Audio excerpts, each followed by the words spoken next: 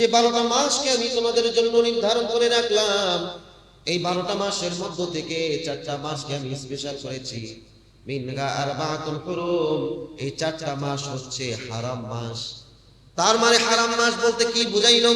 আল্লাহ রাব্বুল আলামিন সামনের অংশে কি আয়াতের মধ্যে বললেন, ফালা তাযলিমু ফীহিন্না আনফুসাকুম, ফালা তাযলিমু ফীহিন্না আনফুসাকুম। আল্লাহ রাব্বুল আলামিন বললেন, এই 4টা মাসের মধ্যে তোমরা বিশেষ করে নিজেরা নিজেদের প্রতি কোনো জুলুম কইরো না, কোনো অন্যায় তোমরা নিজেদের উপরে তোমরা করতে পারবা না। আলাইহি ওয়া আলিহি उल्फत में बराबर के वफा हो के जफा हो, उल्फत में बराबर के वफा हो के जफा हो, हर चीज में लज्जत है अगर दिल में मजा हो, हर चीज में लज्जत है अगर दिल में मजा हो, ला इलाहा इल्लल्लाह, ला ইলাহা বলো, লা ইলাহা ইল্লাল্লাহ, লা ইলাহা ইল্লাল্লাহ, লা ইলাহা ইল্লাল্লাহ, লা ইলাহা ইল্লাল্লাহ, লা নেই কোনো মাবুদ আল্লাহ ছাড়া, বলো লা ইলাহা ইল্লাল্লাহ, লা ইলাহা, বলো লা ইলাহা। আসমানের মালিক যেই আল্লাহ, জমিনের মালিক সেই আল্লাহ, লা ইলাহা ইল্লাল্লাহ, লা ইলাহা, লা ইলাহা ইল্লাল্লাহ মুহাম্মাদুর রাসূলুল্লাহ সাল্লাল্লাহু আলাইহি ওয়াসাল্লাম। আলহামদুলিল্লাহ সুম্মা আলহামদুলিল্লাহ। আল্লাহ সুবহানাহু ওয়া তাআলা দরবারে অসংখ্য অগণিত কালিমাতুশ শুকর আদায় করছি যে মহান রব্বুল আলামিন আজকের এই পবিত্র জুমার দিন আল্লাহ তাআলা আমাদেরকে সমস্ত কাজ থেকে ফারেক করে, মায়া করে, মোহাব্বত করে, ভালোবেসে আল্লাহ রাব্বুল আলামিন সুস্থ রাখার পরে পায়ে হেঁটে আল্লাহর ঘর মসজিদে সবার আগে আগে আসার এবং বসার মতো সুযোগ করে দিয়েছেন, এবং কোরআন ও হাদিসের আলোকে দু চারটি কথা বলার মতো এবং শুনবার মতো আল্লাহ রাব্বুল আলামিন সুন্দর একটি পরিবেশ আমাদের জন্য ব্যবস্থা করে দিয়েছেন। এই জন্য আমরা প্রত্যেকেই অন্তরের অন্তঃস্থল থেকে মোহাব্বতের সহিত গলাটা ছেড়ে দিয়ে চিৎকার করে বলি আলহামদুলিল্লাহ। সম্মানিত হাজিরিন, এই মাসটি চলতেছে জিলহজ মাস, প্রায় জিলকদ মাস চলতেছে, প্রায় শেষের দিকে। এই দু একদিন পরে এই জিলহজ শুরু হয়ে যাবে। তো জিলকদ, জিলহজ, মুহররম, আরেকটি মাস আছে সেটা হচ্ছে রজব মাস। এই 4টি মাস আল্লাহ রাব্বুল আলামিনের কাছে অত্যন্ত প্রিয় মাস এবং মর্যাদাপূর্ণ মাস। আল্লাহ রাব্বুল আলামিন দুনিয়ার শুরু লগ্ন থেকে নিয়ে মাসসমূহের গণনা, অর্থাৎ মাস 12টা হিসাব করে আল্লাহ তাআলা আমাদের জন্য দিয়েছেন। এটা পৃথিবীর শুরু থেকে বাবা আদম আলাইহিস সালাতু ওয়াস সালাম থেকে শুরু হয়েছে, কিন্তু বছর গণনা সেটা শুরু থেকে ছিল না। যেমন আমাদের ইংরেজি আমরা বছর হিসাব করি 2000, বর্তমান চলতেছে 26। এটা শুরু হয়েছে খ্রিস্টানরা শুরু করেছে হযরত ঈসা আলাইহিস সালাতু ওয়াস সালামের যে জন্মকে সামনে রেখে তারা একটা খ্রিস্টাব্দ একটা হিসাব তারা তৈরি করেছে। কিন্তু এর আগে এই বাৎসরিক হিসাবটা কেউ করতো না। তো ইংরেজি যে খ্রিস্টাব্দ যে হিসাবটা আছে সেটা খ্রিস্টানরা এরা এদের মতো করে এটাকে শুরু করেছে। আর আরবি যেই আরবি মাসের গণনা, বৎসরের যে গণনাটা, এই গণনাটা মুসলমানরা শুরু করেছে। হযরত ওমর রাদিয়াল্লাহু তাআলা আনহু খেলাফত জামানায়, খেলাফত কালে বিভিন্ন ঘটনা সংঘটিত যখন হচ্ছিল বা পূর্বের কিছু বিষয় আদি এগুলা মনে রাখার জন্য তখন সকলে মিলে পরামর্শ করলো যে আমরা তো শুধু মাস গণনা করি, কোন মাসের পরে কোন মাস, কিন্তু কোন বৎসর এই ঘটনাটা ঘটছে সেটা আমরা ইতিহাস লেখার ক্ষেত্রে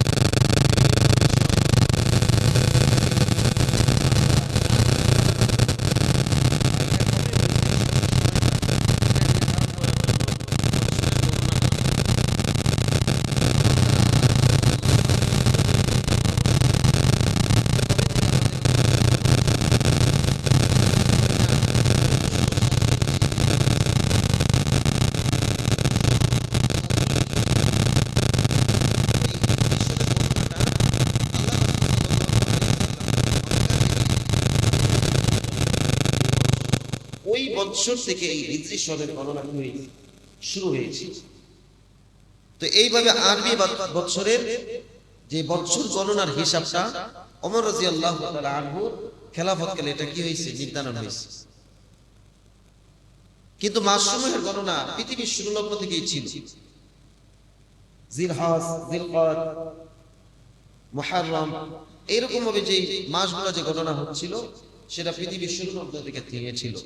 আল্লাহ রাব্বুল আলামিন এই জন্য কোরআনে পাকের মধ্যে বলেন, ইন্না ইদ্দাতাশ শুহুরি ইনদাল্লাহি ইসনা আশারা শাহরা ফি কিতাবিল্লাহ ইয়াওমা খালাকাস সামাওয়াতি ওয়াল আরদা মিনহা আরবাআতুল হুরুম যালিকা দ্বীনুল কাইয়্যিম। আল্লাহ রাব্বুল আলামিন এই আয়াতের মধ্যে বলেন যে মাসসমূহের গণনা আল্লাহ রাব্বুল আলামিনের কাছে 12টি, অর্থাৎ 12টা মাস আল্লাহ তাআলা এক বৎসরের জন্য নির্ধারণ করেছেন। 16 মাস, 18 মাস এরকম না। আল্লাহ রাব্বুল আলামিন বলে দিয়েছেন, ইন্না ইদ্দাতাশ শুহুরি ইনদাল্লাহি 12 শাহর, 12 অর্থাৎ 12। এই 12 মাস আল্লাহ রাব্বুল আলামিন মাসসমূহ হিসেবে বান্দার জন্য নির্ধারণ করে দিয়েছেন। এটা আল্লাহ রাব্বুল আলামিনের পক্ষ থেকে, যালিকা দ্বীনুল কাইয়্যিম। এর মধ্য থেকে আল্লাহ তাআলা বুঝাইতে চাচ্ছেন, এর মধ্য থেকে 4টা মাস আমি বান্দার জন্য হারাম করে দিয়েছি। এই 4টা মাস বান্দার জন্য হারাম হওয়ার উদ্দেশ্য কি? যে এই 4 মাস হারাম, অর্থাৎ এই 4 মাসে তোমরা যুদ্ধ, কলহ, ঝগড়া, বিবাদ, বিভিন্ন পাপাচার থেকে তোমরা নিজেদেরকে বাঁচিয়ে রাখবে। তাহলে এটার ব্যাখ্যা কি এমন দাঁড়ায় যে ঠিক আছে 4 মাস আমরা সব ধরনের পাপ থেকে বিরত থাকবো, আর 8 মাস আমরা পাপ থেকে বিরত থাকবো না, বরং পাপ করতে থাকবো? বিষয়টা আসলে এমন। 12টা মাসই আল্লাহর কাছে এক সমান। এই 12টা মাস আমাদের সকলের জন্য বিধান একই,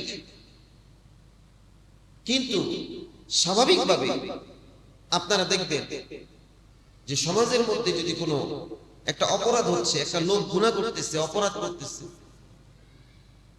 অনেক সময় মানুষ সেই অপরাধ ওইটার ব্যাপারে কোনো মাথা ঘামায় না, কোনো কথা বলে না, যে তার মতো অপরাধ করতেছে তাকে ছেড়ে দেয়, বা সেটা দেখেও না দেখার ভান ধরে। কিন্তু যখন এই অপরাধটা রাস্তায় যে অপরাধটা করলো, ওই অপরাধটা যদি কোনো মানুষ এসে মসজিদে করে, তখন কিন্তু মানুষ সবাই চুপ থাকে না, তখন কিন্তু বলে ওঠে যে বাইরে করছো করছো ঠিক আছে, আল্লাহর ঘর মসজিদে এসে কি এই অপরাধটা করা লাগলো? আল্লাহর ঘর মসজিদে এই অপরাধটা কইল না। তাহলে সেটা বাইরে যেরকম অপরাধ করেছিল, সেটা যেরকম অপরাধ, মসজিদে সে অপরাধ করার পরে সেটা অপরাধী, কিন্তু বাহিরে বললো না, মসজিদে বললো। কারণ হচ্ছে বাহিরে একটা বিষয় ছিল, আর মসজিদে হয়ে আসার কারণে আরেকটা বিষয়, যেটা আল্লাহর ঘর মসজিদে বাইরে এক বিষয়, কিন্তু আল্লাহর ঘর মসজিদে এই অপরাধকে বরদাস্ত করা যাবে না। এই পবিত্র স্থানে তুমি এই অপরাধটা করো না। মানুষের এটা গিয়ে ভিতরে লাগে, মানুষের এটা স্পর্শকাতর জায়গায় গিয়ে আঘাত করে, যে বাহিরে করতে করতে কিন্তু পবিত্র জায়গার মধ্যে এই অপরাধটা করা এমনিই তো অপরাধ, আবার পবিত্র জায়গার মধ্যে করতেছে, মানুষ এটা মেনে নিতে পারে না। ঠিক কিনা বলেন?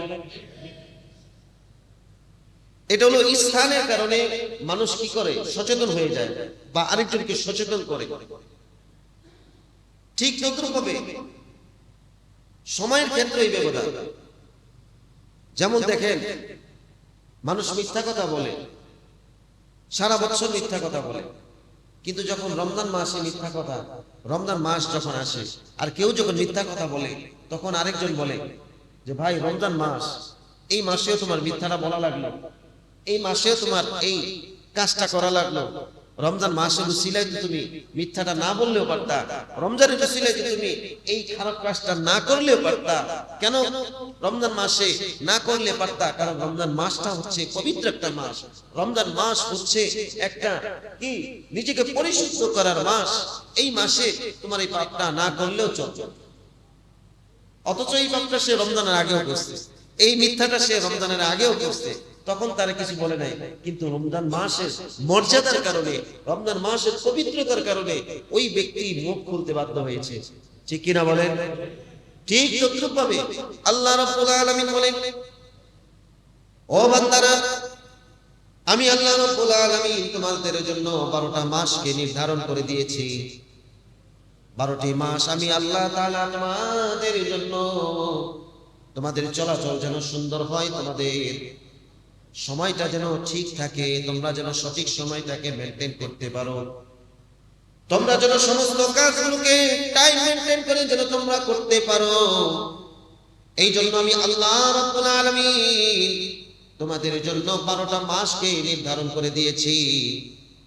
12টি মাসের মধ্য থেকে বিশেষ করে 4টা মাসকে আমি তোমাদের জন্য বিশেষভাবে নির্ধারণ করে দিলাম। মিনহা আরবাতুল হুরুম যালিকাদ দীনুল কাইয়িম। আল্লাহ রাব্বুল আলামিন বলতেছেন, 12টা মাসের মধ্য থেকে 4টা মাস আমি তোমাদের জন্য একদম স্পেশাল করে দিলাম। 4টা মাস হচ্ছে জিলকদ, জিলহজ, মুহররম।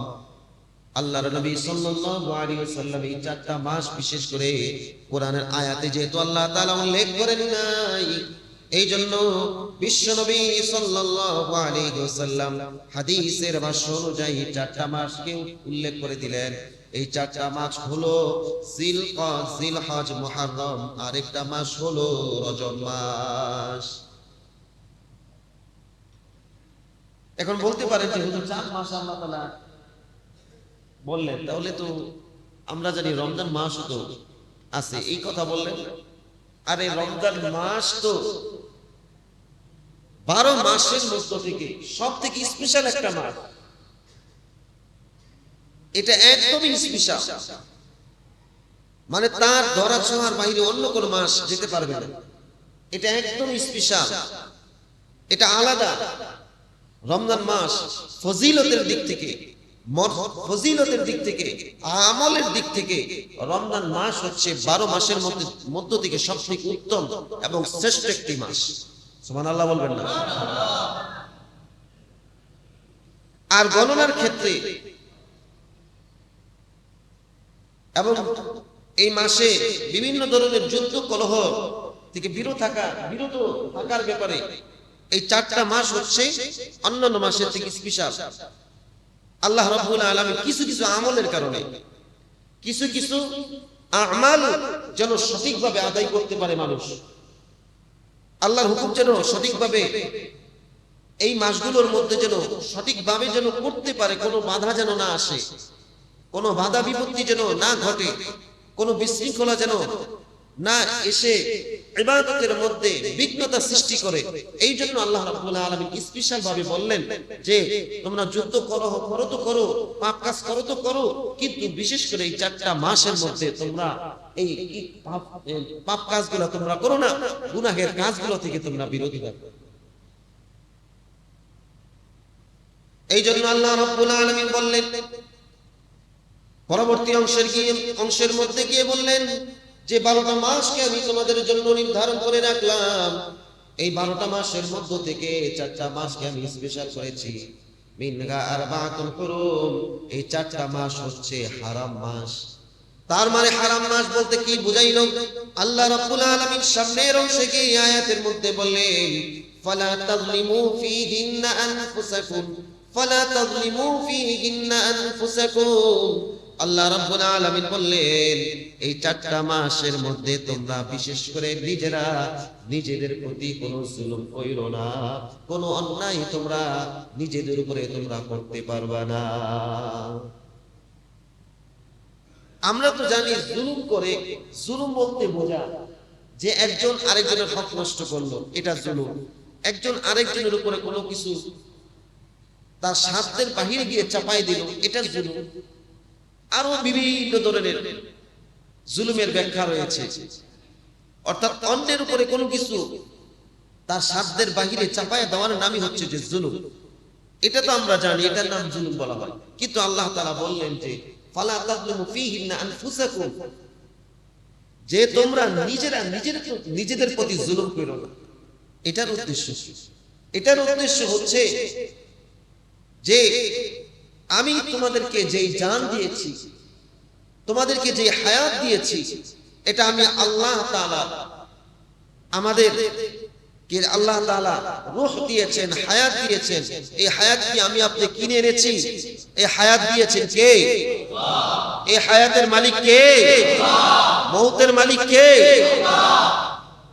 আমাদের সব কিছু ভালো মন্দ দেখভাল করা এবং আমাদের উপরে সব ধরনের বাঁধ বিচার করার মালিক একজন, তিনি কে?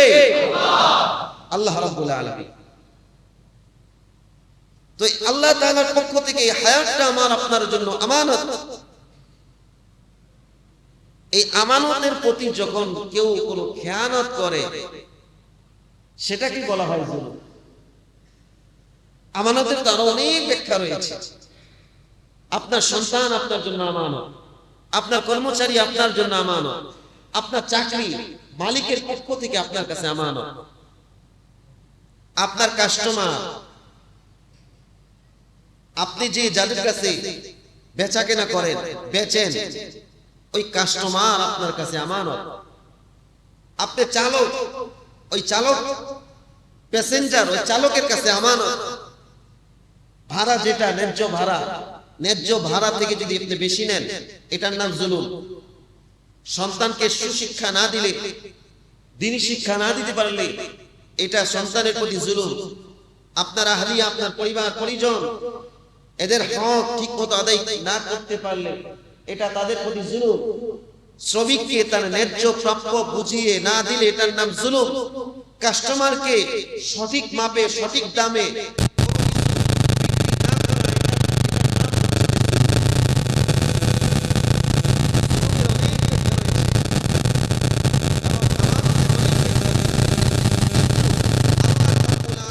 পক্ষ থেকে আমার যে হায়াতটা, এই হায়াতটা আল্লাহ তাআলার পক্ষ থেকে আমার কাছে আল্লাহ তাআলা আমানত রেখেছেন।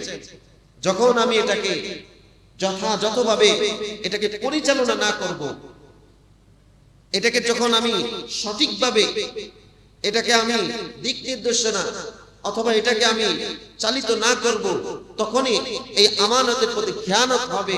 আর যখন আমানতের প্রতি খেয়ানত হয়, ওটার নামই হচ্ছে কি? জুলুম। এই জন্য আল্লাহ রাব্বুল আলামিন বলেন, ফালা তাযলিমু, বান্দা তোমরা জুলুম করবে না। ফীহিন্না আনফুসাকুম, ফীহিন্না নিজেদের প্রতি, তোমরা নিজেরা নিজেদের জানের প্রতি তোমরা কোনো জুলুম করবে না। আমি আল্লাহ তাআলা বলতেছি, তোমরা তো জুলুম কোনো দিনই করবে না। বিশেষ করে এই 4টি মাসে তোমরা নিজেরা নিজেদের প্রতি কোনো জুলুম করবে না। তার মানে বোঝা গেল জুলুম তখনই হবে যখন আমি এই আমানতের খেয়ানত করব, আর আমানতের খেয়ানত তখনই হয় যখন আমি আল্লাহর বিধানকে মানি না, যখন আমি কোনো গুনাহের কাজে লিপ্ত হয়ে যাই, তখনই আল্লাহ তাআলার পক্ষ থেকে যে হায়াত, এই হায়াতের প্রতি খেয়ানত হয়ে যায়, আর এই খেয়ানতের নামই হচ্ছে যে জুলুম। আর এই জুলুম করলেই বান্দার আমলনামার মধ্যে গুনাহ জড়িয়ে যায়।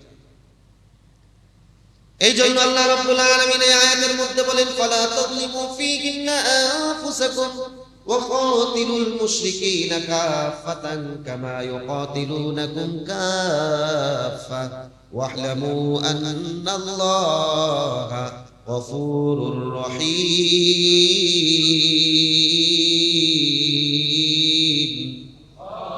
আল্লাহ রাব্বুল আলামিন বলতেছেন, তোমরা নিজেরা নিজেদের উপরে কোনো জুলুম কইরো না, কোনো অন্যায় কইরো না, কোন পাপ কাজ তোমরা করতে পারবে না।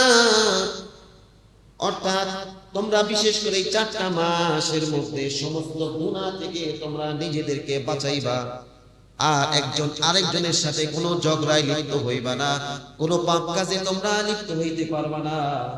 এই জন্য কেন আল্লাহ তাআলা এই নির্দেশটাই 4টা মাসের মধ্যে বলে দিলেন, বিশেষ করে তোমরা জিলকদ এবং জিলহজ মাসের মধ্যে তোমরা কোনো গুনাহ কইরো না, এবং একজন আরেকজনের সাথে কোনো ঝগড়া বিবাদে তোমরা লিপ্ত হতে পারবা না। কারণ বলছে এই মাসের মধ্যে আল্লাহ রাব্বুল আলামিনের কিছু বিধান, আল্লাহ তাআলার কিছু বিধান পালন হয়। এর মধ্য থেকে আল্লাহ রাব্বুল আলামিন বুনিয়াল ইসলাম আলা খামসিন, যে আল্লাহ তাআলা ইসলামের 5টা খুঁটি স্তম্ভ রেখেছেন। কয়টা স্তম্ভ? ইসলামের স্তম্ভ কয়টা? আরো আস্তে কোন কয়টা? আরো আস্তে কোন কয়টা? 5টা।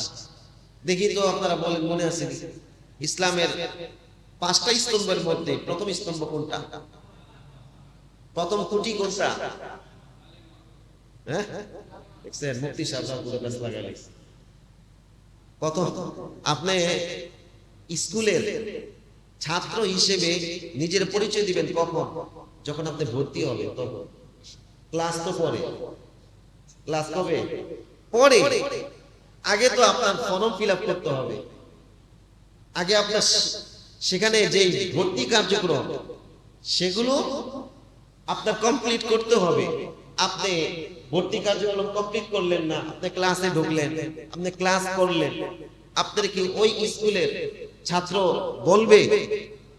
কথা কয় না। আপনি কোন প্রতিষ্ঠানে আপনি ভর্তি ছাড়া গিয়ে ক্লাস করলেন, আপনাকে নিয়ম অনুযায়ী সেই স্কুলের বা সেই প্রতিষ্ঠানের ছাত্র বলবে? বলবে না। তার মানে আগে ভর্তি হতে হবে, কাগজে কলমে, বা ভর্তির যে প্রক্রিয়া সেটাকে আদায় করতে হবে। তাহলে মুসলমান আপনি নামাজ পড়তে হইলে, বিভিন্ন নেক করতে হইলে আগে তো ইসলামের যে স্কুল রয়েছে, এই ইসলামিক স্কুলে তো আগে আপনাকে ভর্তি হতে হবে। আপনারা দেখবেন অনেক হিন্দু ভাইরা আছে, অনেক ভালো ভালো কাজ করছে। আমি তো চলেছি, আমি দেখছি ইন্ডিয়ার মধ্যে আমার এমনও কিছু বন্ধু বান্ধব আছে, এই 5 বছর আমি দেখছি যে মাশাআল্লাহ এরা মিথ্যা তো বলা দূরের কথা, মিথ্যা কথা বলা কল্পনাও করে না। এই বলে কি আল্লাহ তাআলা মাফ করে দিবেন? এই বলে কি সে মুসলমান হয়ে গেছে? অনেক হিন্দু ভাইরা আছে, এরা দান করে। অনেক খ্রিস্টান আছে, এরা দান করে, মানুষের সেবা করে। এটা আপনারাও জানেন, কে মোবাইলে দেখেন না আপনারা? কত মানবিক কাজ করে, ভালো কাজ করে, অসহায় মানুষের পাশে দাঁড়ায়। তো এই বইলে কি তারা মুসলমান হয়ে গেল? কথা কয় না, মুসলমান হয়ে গেছে? আরে হুহা না করলে তো হয় না, হুহা না করলে হয় না। দেখেন একটা কথা বলি, যে আগে তো, এখন তো একটা সময় হয়েছে ঘুম পাড়ানোর আগে ছোট বাচ্চাদের মোবাইল দিতে হয়, খাবারের সময় মোবাইল দিতে হয়, কিন্তু একটা সময় তো মোবাইল ছিল না। যে আমরা আমাদের ছোট কাল কাটছি মোবাইল ছাড়া। আমার বড় যারা আছে, এই যে আপনারা যারা আছেন, আপনাদের ছোট কাল কাটছে মোবাইল ছাড়া। তখন আপনাদেরকে ঘুম পাড়াইতো কেমনে? আমাদেরকে কেমনে ঘুম পাড়াইতো? দাদি নানিরা কি বলতো? তখন একটা গল্প বলতো। কতক্ষণ বলতো? ঘুমানোর সময় দাদি নানি একটা গল্প শোনাও। দাদি গল্প শুনাইতেছে নাতিরে। এক দেশে এক রাজা ছিল, ওই রাজার একটা ঘোড়া ছিল। নাতি বলতেছে হুম। ওই ঘোড়ার 2টা দানা ছিল। নাতি বলতেছে হুম। দাদি আবার বলতেছে ওই ঘোড়াটা যখন পাখা লাড়া দিত তখন সেকেন্ডের মধ্যে সেই এক প্রান্ত থেকে আরেক প্রান্তে চলে যেত। তখন দাদি দেখে যে আর কোনো কথা কয় না, আর কোনো কি কয় না, কথা কয় না।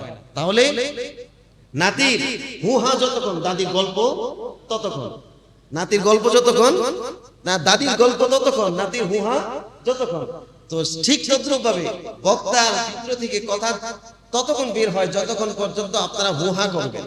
আপনারা হুহা বন্ধ, আমাদের ভিতরে কথা ওরকম ভাবে আসবে না। ঠিক কিনা বলে? এই যে ঠিক আছে, এখন ঠিক আছে। আমরা উল্টা হয়ে গেছে, যদি বলি আস্তে বলে তখন বলে জোরে, যদি বলি জোরে বলে তখন বলে আস্তে। ঠিক কিনা বলে? আরে মুসলমানের আওয়াজ তো, মুসলমানের আওয়াজের কারণে বেঈমানদের অন্তরের মধ্যে ভয় ঢুকে যায়। ঠিক কিনা বলে? আজকে আমরা চুপ, আজকে আমরা নিশ্চুপ হয়ে গেছি না, জানেন? আরে যখন ভিডিওগুলো সামনে আসে, এক সময় ফিলিস্তিন, এক সময় আপনার ইসে বিভিন্ন দেশে, আবার এই ইদারিং ধরে শুরু হয়েছে ভারতের মধ্যে মুসলমানদেরকে বিভিন্ন টর্চারিং করতেছে, মুসলমানদের ঘরগুলোর মধ্যে অত্যাচার করতেছে, ঘর ভেঙে দিচ্ছে, মসজিদে আগুন দিতেছে, বিভিন্ন জায়গায় মুসলমানদেরকে অত্যাচার করতেছে। কেন কেন? কারণ হচ্ছে আজকে আমরা মুসলমান চুপ হয়ে বসে থাকার কারণে আজকে বেঈমানগুলো মুসলমানদের উপরে মাথা চারা দিয়ে উঠতেছে, জুলুম করতেছে। ঠিক কিনা? একটা আওয়াজও কি দিতে পারবো না? আওয়াজ, আমার গলার আওয়াজ দিয়েছেন কে? আমার আওয়াজটাকে ব্যবহার করব কার জন্য? তো আল্লাহর জন্য আওয়াজ ব্যবহার করলে লস না লাভ? আওয়াজ ব্যবহার করবো তো ইনশাআল্লাহ। আচ্ছা, তো কোথায় গেছিলাম? এক কথা থেকে আরেক কথা। দেখছেন আপনাদেরকে মডিফাই করতে করতে বয়ান কোন জায়গা থেকে কোন জায়গা চলে যায়। অল্প সময়ের মধ্যে মডিফাই করব নাকি আপনাদেরকে কথা শুনে? যাই হোক, আল্লাহ রাব্বুল আলামিন বিশেষ করে এই 12টা মাসের মধ্যে 4টা মাসে বলছে 2টা কথা। এক নাম্বার কথা, তোমরা এই 4 মাসের মধ্যে কোনো গুনাহ করবে না, গুনার মধ্যে লিপ্ত হবে না। বিশেষ করে এটার উদাহরণ বুঝিয়েছি, বাইরে গুনাহ করেন কিন্তু মসজিদে সেই গুনাহটা করেন না। অন্য মাসে গুনাহ করেন কিন্তু রমজান মাসে সেই গুনাহটা করেন না। গুনাহ এক, কিন্তু স্থান এবং সময়ের কারণে সেটা কি করতে হয়? মাঝে মাঝে অফ দিতে হয়, সেটা করলে মানুষ বাধা দেয়। ঠিক তদ্রুপভাবে আল্লাহ তাআলা বললেন অন্য মাসে গুনাহ করো কিন্তু বিশেষ করে 4টা মাসে গুনাহ করো না। আল্লাহ রাসূল আরো বুঝিয়ে দিলেন বিশেষ করে তোমরা 2টা মাস জিলকদ এবং জিলহজ মাসে তোমরা গুনাহ করো না এবং পরস্পরের মধ্যে ঝগড়া বিবাদে লিপ্ত হইও না। কেন? কারণ এখানে আল্লাহ রাব্বুল আলামিন ইসলামের 5টা স্তম্ভের মধ্য থেকে একটা স্তম্ভ এখানে পালন হয়। তাহলে আমি বলেছিলাম ইসলামের 5টা স্তম্ভের মধ্যে 1 নম্বর স্তম্ভ কোনটা? কালিমা। কি উদাহরণ দিলাম? আপনি স্কুলে ছাত্র হবেন, আপনি ভর্তি হবেন না, আপনি ইসলামে কালিমা পড়বেন না, আপনি নেক কাজ করবেন, কিন্তু আপনার জবান এবং অন্তর দিয়ে কালিমা পড়া নাই, তাহলে আপনার নেক কাজের কোনো দাম। কথা বুঝে আসছে? তাহলে মুসলমান হতে হলে, ইসলামে ঢুকতে হলে 5টা স্তম্ভের মধ্যে সর্বপ্রথম ইসলাম কি? সর্বপ্রথম স্তম্ভ হচ্ছে কালিমা, লা ইলাহা মুহাম্মাদুর রাসূলুল্লাহ সাল্লাল্লাহু আলাইহি ওয়াসাল্লাম। এটা হলো 1 নাম্বার। 2 নাম্বার স্তম্ভ নামাজ, 3 নাম্বার রোজা, 4 নাম্বার যাকাত, 4 নাম্বার কি? 5 নাম্বার হজ। তাহলে দেখেন এই 5টার মধ্য থেকে কালিমা সবার জন্য, নামাজ সবার জন্য, গরীব দুঃখী সবার জন্য, রোজা নাকি গরিবদের জন্য রোজা? হ্যাঁ, সবার জন্য। হজ বা যাকাত কাদের জন্য? ধনীদের জন্য। যাকাত কাদের জন্য? ধনীদের জন্য। জোরে বলেন, কাদের জন্য? হজ। এখন যাকাত আর হজের মধ্যে, এখন বলেন যাকাত এবং হজের মধ্যে, যাকাত জীবনে একবার নাকি? কথা কয় না। বছরে একবার। আর হজ জীবনে নাকি প্রতি বছর? দেখছেন কত সুন্দর করে আল্লাহ সৃষ্টি করে দিয়েছে। প্রথম 3টা প্রত্যেকটা মানুষের জন্য, আর শেষের 2টা শুধু ধনীদের জন্য। আবার এই শেষের 2টার মধ্যে ভাগ হইল যে যাকাতটা প্রতি বছরে একবার, আর হজটা সারা জীবনে একবার। হজটা সারা জীবনে একবার। আল্লাহ তাআলা কারো প্রতি লা ইকরাহা ফিদ্দিন, ধর্মের ক্ষেত্রে আল্লাহ তাআলা কারো উপরে কোনো কি করে না চাপায় দেয় না। যে হজটা যদি প্রতি বছর হইতো বলেন তো কেমন লাগতো? এই এত টাকা খরচ করে, বিশেষ করে আমরা বাঙালি যারা আছি, আর এখন বর্তমানে কত টাকা হয়ে গেছে? কি হাজি সাহেব কত হয়েছে বর্তমানে? 7 লাখ 6 লাখ না 7 লাখের কাছাকাছি, 7 লাখের কাছাকাছি। তাহলে যদি প্রতি বছর যদি হইতো তাহলে তো জায়গা জমি সব বেচা সবাই গরিব হয়ে যেত, ঠিক কিনা বলে? তো এই 5টা স্তম্ভের মধ্যে এই যে জিলহজ মাস আসতেছে, এর মধ্য থেকে বড় একটা আল্লাহ তাআলার বিধান, এই 5টা খুঁটির মধ্য থেকে একটা খুঁটি পালন করা হয় হজের মতো একটা শুভ কাজ, ফরজ কাজ। এটার মধ্যে যেন কোনো বাধা বিগ্রহ না হয়, এই জন্য আল্লাহ তাআলা বলছেন যে এই মাসের মধ্যে এই বছরে 4টা মাসে তোমরা ঝগড়ার মধ্যে লিপ্ত হবে না। বিশেষ করে তোমরা জিলহজ মাসের মধ্যে তোমরা কি করবে না? কোনো ঝগড়ার মধ্যে তোমরা কি হবে না? লিপ্ত হবে না, কোনো গুনাহের মধ্যে তোমরা লিপ্ত হবে না। আরেকটা রিজন হচ্ছে, কারণ হচ্ছে জিলহজ মাস আসলে মুসলমানদের অন্যতম একটা উৎসব, অন্যতম একটা বিধান পালন করা হয়। সেটা কি? সেটা কি? কুরবানি। সেটা কি? কুরবানি। সেটা হচ্ছে কুরবান অর্থ কি? ত্যাগ করা, তিতিক্ষা করা, এরকম নাকি? কুরবান অর্থ হচ্ছে আল্লাহর নৈকট্য হাসিল করা। কুরবান অর্থ কি? আল্লাহর নৈকট্য হাসিল করা। সেই নৈকট্য হাসিল হয়তো নামাজ দিয়ে হইতে পারে, কাউকে কিছু দান করার মাধ্যমে হইতে পারে, কাউকে কোনো সাহায্য করার মাধ্যমে হইতে পারে, বিভিন্ন ক্যাটাগরি আছে। কিন্তু এই নৈকট্য হাসিল করা কিছু কিছু বিধান আছে, এটা আদায় করতেই হবে। না করলে কি হবে? গুনাহ হবে। না করলে কি হবে? গুনাহ হবে।